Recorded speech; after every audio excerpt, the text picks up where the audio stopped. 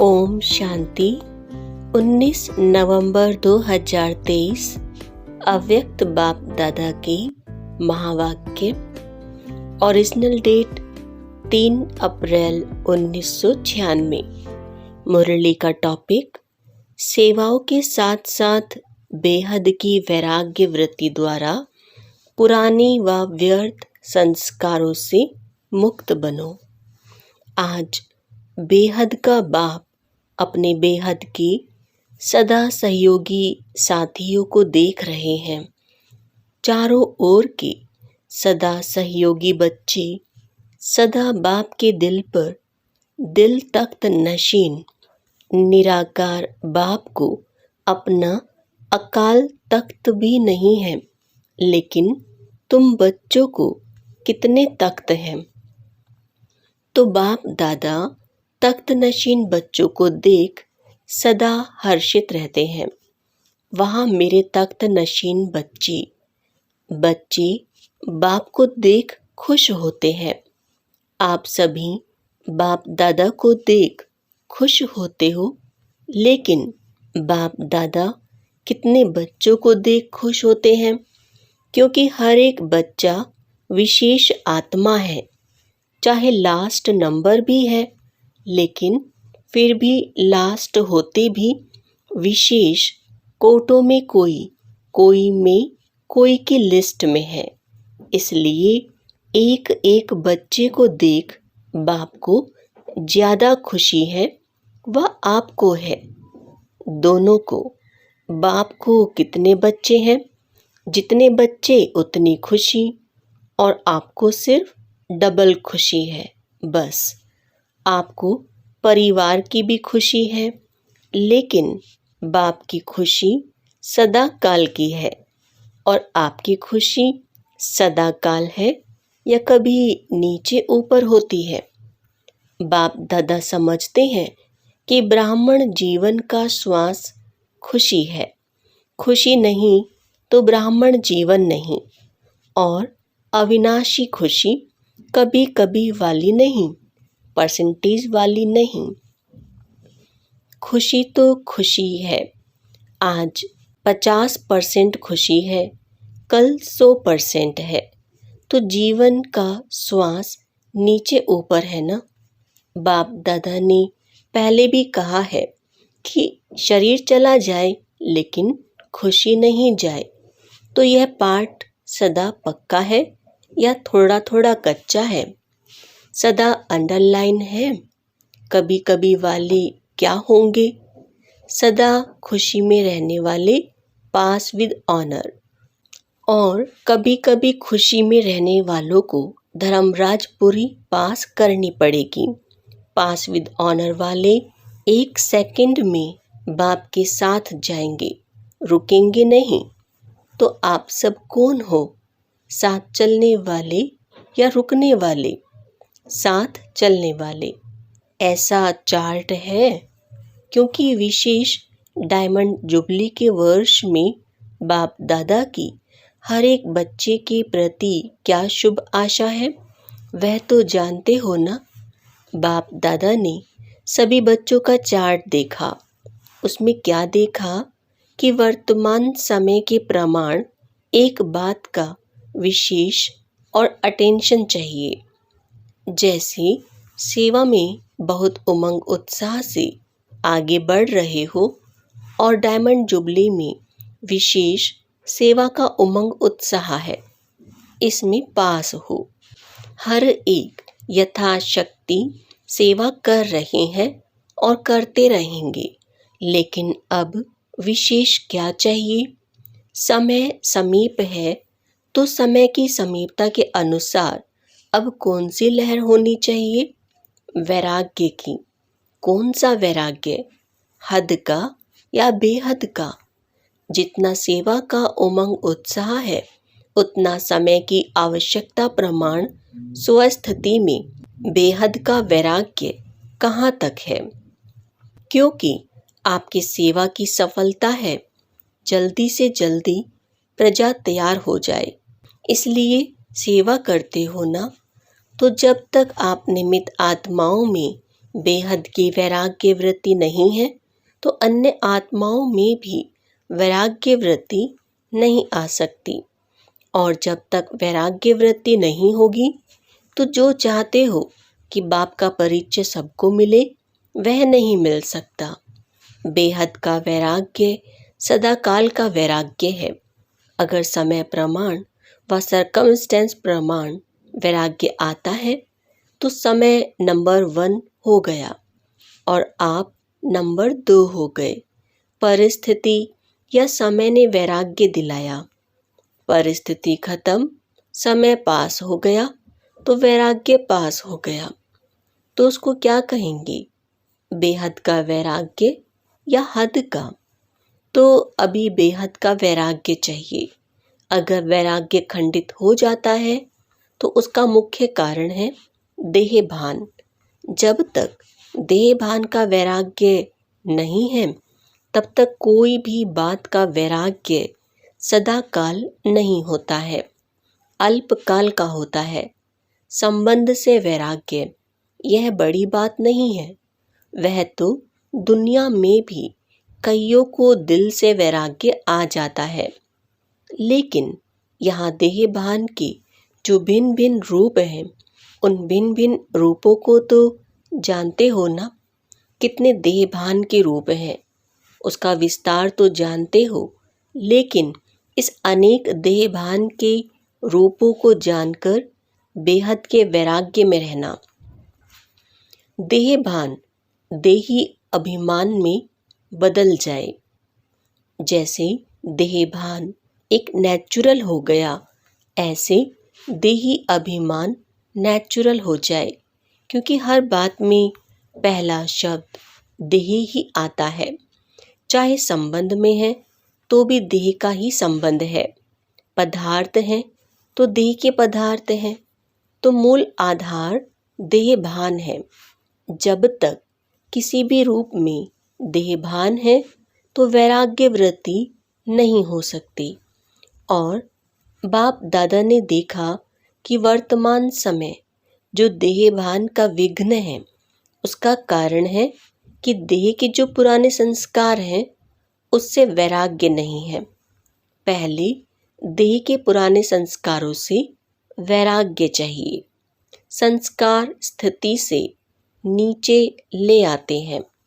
संस्कार के कारण सेवा में व संबंध संपर्क में विघ्न पड़ते हैं। तो रिजल्ट में देखा कि देह के पुराने संस्कार से जब तक वैराग्य नहीं आया है तब तक बेहद का वैराग्य सदा नहीं रहता। संस्कार भिन्न भिन्न रूप से अपने तरफ आकर्षित कर लेते हैं। तो जहाँ किसी भी तरफ आकर्षण है वहाँ वैराग्य नहीं हो सकता। तो चेक करो कि मैं अपने पुराने व व्यर्थ संस्कार से मुक्त हूँ। कितनी भी कोशिश करेंगे, करते भी हैं कि वैराग्य वृत्ति में रहें, लेकिन संस्कार कोई कोई के पास या मेजॉरिटी के पास किस न किस रूप में ऐसे प्रबल हैं जो अपनी तरफ खींचते हैं। तो पहले पुराने संस्कार से वैराग्य, संस्कार ना चाहते भी इमर्ज हो जाते हैं। क्यों? चाहते नहीं हो, लेकिन सूक्ष्म में संस्कारों को भस्म नहीं किया है। कहाँ ना कहाँ अंश मात्र रहे हुए हैं, छिपे हुए हैं। वह समय पर ना चाहते हुए भी इमर्ज हो जाते हैं। फिर कहते हैं चाहते तो नहीं थे, लेकिन क्या करें, हो गया, हो जाता है। यह कौन बोलता है, देहभान या देही अभिमान? तो बाप दादा ने देखा कि संस्कारों से वैराग्य वृत्ति में कमजोरी है। खत्म किया है, लेकिन अंश भी नहीं हो, ऐसा खत्म नहीं किया है। और जहाँ अंश है तो वंश तो होगा ही। आज अंश है, समय प्रमाण वंश का रूप ले लेता है, परवश कर देता है। कहने में तो सभी क्या कहते हैं कि जैसे बाप नॉलेजफुल है वैसे हम भी नॉलेजफुल हैं, लेकिन जब संस्कार का वार होता है तो नॉलेजफुल है या नॉलेजफुल है? क्या है? नॉलेजफुल के बजाय नॉलेजफुल बन जाते हो। उस समय किसी से भी पूछो तो कहेंगे हाँ, समझती तो मैं भी हूँ, समझता तो मैं भी हूँ, होना नहीं चाहिए, करना नहीं चाहिए, लेकिन हो जाता है। तो नॉलेजफुल हुए या नॉलेजफुल हुए? नॉलेजफुल अर्थात नॉलेज को खींचने वाले। जो नॉलेजफुल है उसे कोई भी संस्कार, संबंध, पदार्थ वार नहीं कर सकता। तो डायमंड जुबली मना रहे हो। डायमंड जुबली का अर्थ है डायमंड बनना, अर्थात बेहद के वैरागी बनना।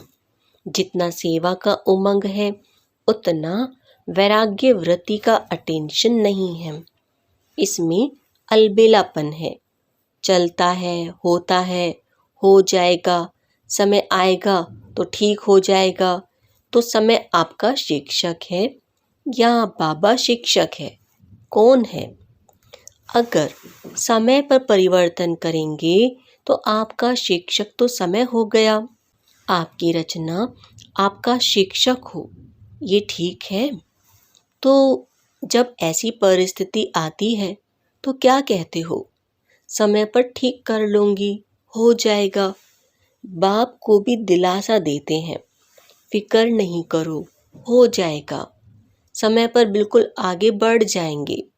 तो समय को शिक्षक बनाना यह आप मास्टर रचयिता के लिए शोभता है? अच्छा लगता है? नहीं, समय रचना है, आप मास्टर रचयिता हो। तो रचना मास्टर रचयिता का शिक्षक बने, यह मास्टर रचयिता की शोभा नहीं। तो अभी जो बाप दादा ने समय दिया है उसमें वैराग्य वृत्ति को इमर्ज करो, क्योंकि सेवा की खींचातान में वैराग्य वृत्ति खत्म हो जाती है। वैसे सेवा में खुशी भी मिलती है, शक्ति भी मिलती है और प्रत्यक्ष फल भी मिलता है, लेकिन बेहद का वैराग्य खत्म भी सेवा में ही होता है।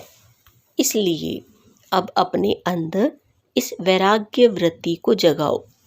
कल पहले भी बने तो आप ही थे कि और थे? आप ही है ना, सिर्फ मर्ज है, उसको इमर्ज करो। जैसे सेवा के प्लान को प्रैक्टिकल में इमर्ज करते हो तब सफलता मिलती है ना, ऐसे अभी बेहद के वैराग्य वृत्ति को इमर्ज करो। चाहे कितने भी साधन प्राप्त हैं, और साधन तो आपको दिन प्रतिदिन ज़्यादा ही मिलने हैं, लेकिन बेहद के वैराग्य वृत्ति की साधना मर्ज नहीं हो, इमर्ज हो। साधन और साधना का बैलेंस, क्योंकि आगे चल कर के प्रकृति आपकी दासी होगी, सत्कार मिलेगा, स्वमान मिलेगा, लेकिन सब कुछ होते वैराग्य वृत्ति कम नहीं हो तो बेहद के वैराग्य वृत्ति का वायुमंडल स्वयं में अनुभव करते हो कि सेवा में बिजी हो गए हो। जैसे दुनिया वालों को सेवा का प्रभाव दिखाई देता है ना, ऐसे बेहद के वैराग्य वृत्ति का प्रभाव दिखाई दे। आदि में आप सभी की स्थिति क्या थी? कराची में जब थे बाहर की कोई सेवाएं नहीं थी, साधन थे, लेकिन बेहद की वैराग्य वृत्ति के वायुमंडल ने सेवा को बढ़ाया। तो जो भी डायमंड जुबली वाले हैं उन्होंने आदि संस्कार हैं, अब मर्ज हो गए हैं। अब फिर से इस वृत्ति को इमर्ज करो। आदि रत्नों के बेहद के वैराग्य वृत्ति ने स्थापना की। अभी नई दुनिया की स्थापना के लिए फिर से वही वृत्ति, वही वायुमंडल इमर्ज करो। तो सुना, क्या जरूरत है? साधन ही नहीं है और कहो हमको तो वैराग्य है, तो कौन मानेगा? साधन हो और वैराग्य हो। पहले के साधन और अभी के साधनों में कितना अंतर है। साधना छिप गई है और साधन प्रत्यक्ष हो गए हैं। अच्छा है, साधन बड़े दिल से यूज़ करो, क्योंकि साधन आपके लिए ही है। लेकिन साधना को मर्ज नहीं करो, बैलेंस पूरा होना चाहिए। जैसे ही दुनिया वालों को कहते हो कि कमल पुष्प समान बनो, तो साधन होते हुए कमल पुष्प समान बनो। साधन बुरे नहीं हैं, साधन तो आपके कर्म का, योग का फल है। लेकिन वृत्ति की बात है। ऐसे तो नहीं कि साधन के प्रवृत्ति में साधनों के वश फंस तो नहीं जाते। कमल पुष्प समान, न्यारे और बाप के प्यारे यूज करते हुए उन्हों के प्रभाव में नहीं आए। न्यारे साधन बेहद की वैराग्य वृत्ति को मर्ज नहीं करे। अभी विश्व अति में जा रही है, तो अभी आवश्यकता है सच्चे वैराग्य वृत्ति की, और वह वायुमंडल बनाने वाले आप हो, पहले स्वयं में फिर विश्व में। तो डायमंड जुबली वाले क्या करेंगे? लहर फैलाएंगे ना। आप लोग तो अनुभवी हैं, शुरू का अनुभव है ना। सब कुछ था, देसी घी खाओ जितना खा सकते, फिर भी बेहद की वैराग्य वृत्ति। दुनिया वाले तो देसी घी खाते हैं, लेकिन आप तो पीते थे। घी की नदियाँ देखी।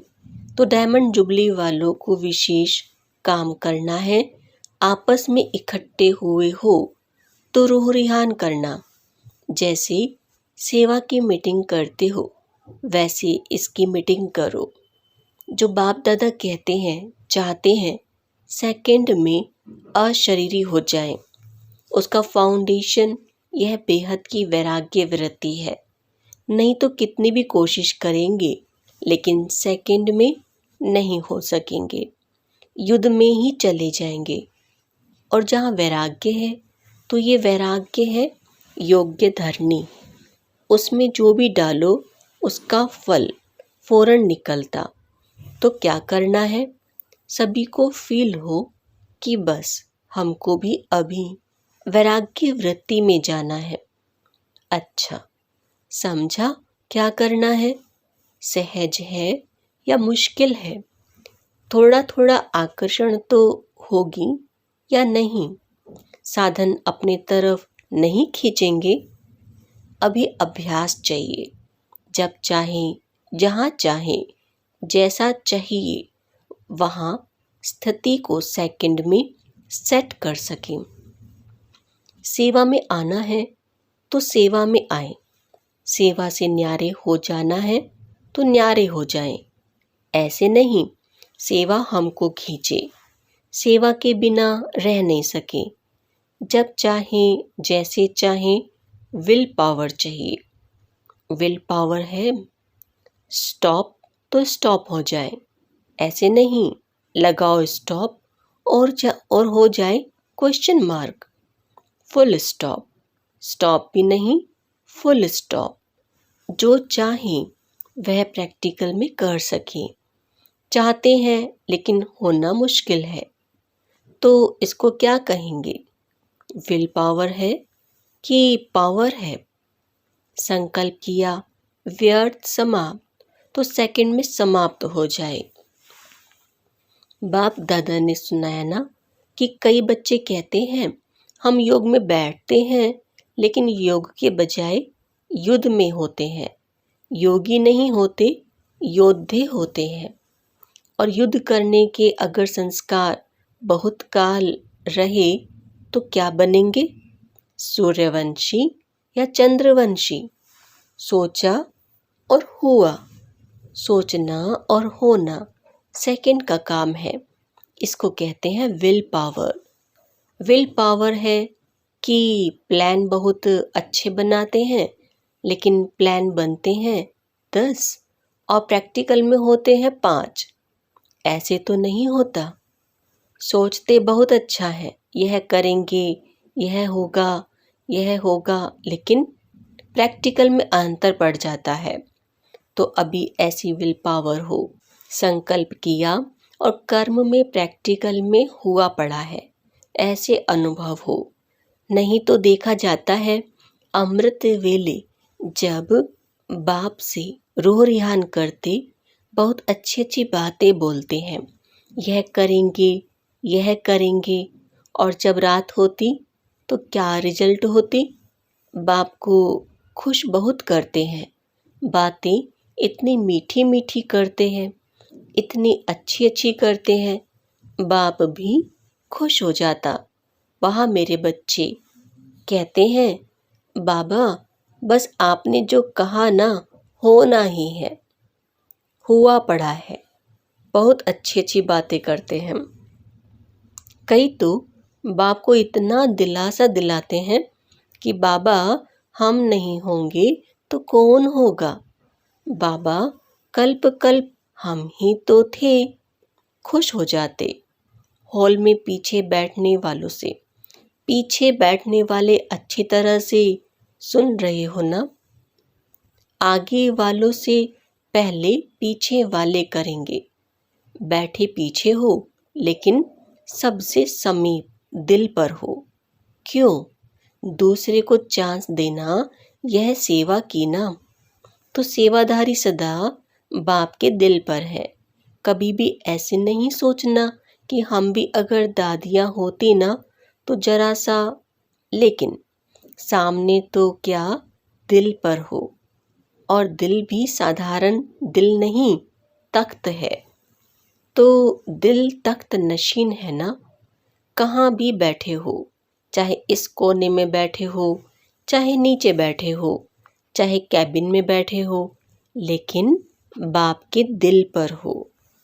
अच्छा, चारों ओर के तख्त नशीन श्रेष्ठ भाग्यवान आत्माएं सदा बेहद के वैराग्य वृत्ति से वायुमंडल बनाने वाले विशेष आत्माएं सदा अपनी श्रेष्ठ विशेषताओं को कार्य में लगाने वाले विशेष आत्माएं सदा एक बाप के साथ और श्रीमत के हाथ को अनुभव करने वाले समीप आत्माओं को बाप दादा का याद, प्यार और नमस्ते।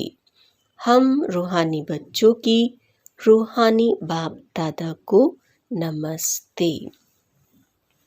आज का वरदान है, एक व्रता के राज को जान, वरदाता को राजी करने वाले सर्व सिद्धि स्वरूप भव। वरदाता बाप के पास अखुट वरदान है। जो जितना लेने चाहे, खुला भंडार है। ऐसे खुले भंडार से कई बच्चे संपन्न बनते हैं और कोई यथाशक्ति संपन्न बनते हैं। सबसे ज़्यादा झोली भरकर देने में भोलानाथ वरदाता रूप ही है। सिर्फ उसको राजी करने की विधि को जान लो तो सर्व सिद्धियां प्राप्त हो जाएंगी। वरदाता को एक शब्द सबसे प्रिय लगता है, एक व्रता। संकल्प स्वपन में भी दूजा व्रता ना हो। वृत्ति में रहे, मेरा तो एक, दूसरा ना कोई। जिसने इस राज को जाना, उसकी झोली वरदानों से भरपूर रहती है। स्लोगन है, मनसा और वाचा दोनों सेवाएं साथ साथ करो तो डबल फल प्राप्त होता रहेगा। ओम शांति।